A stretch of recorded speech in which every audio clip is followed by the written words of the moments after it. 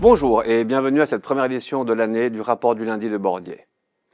L'année débute malheureusement sur une note sombre avec la tragédie de Crans-Montana, d'où le ruban noir sur les slides d'aujourd'hui.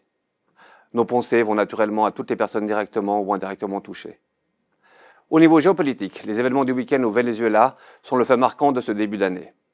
Ils sont traités dans une note séparée envoyée ce matin par Frédéric Potel.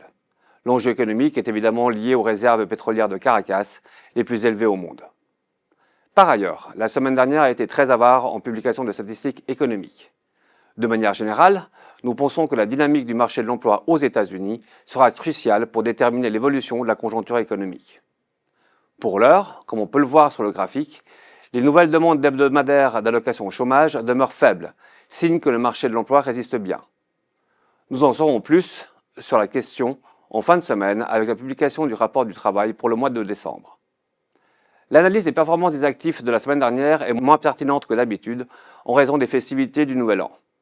On notera néanmoins la chute de 4,8% des cours de l'or.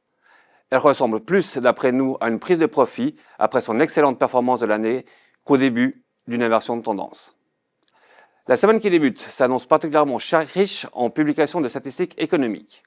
Aux États-Unis, nous aurons notamment la publication des ISM manufacturiers et des services, ainsi que, comme déjà évoqué, le rapport sur l'emploi du mois de décembre. Dans la zone euro, nous aurons les indices de confiance de la Commission européenne sur l'économie, l'industrie et les services, ainsi que l'inflation du mois de décembre. Les événements du week-end au Venezuela devraient avoir un impact surtout sur le secteur pétrolier américain. Après les années de sous-performance, les sociétés pétrolières américaines devraient en effet retrouver l'intérêt des investisseurs, même s'il faudra du temps pour que ces dernières puissent, d'une manière ou d'une autre, bénéficier des changements en cours dans le secteur. C'est tout pour aujourd'hui. J'en profite pour vous souhaiter une excellente année 2026, meilleurs vœux. Je vous remercie de votre attention et vous dis à la semaine prochaine.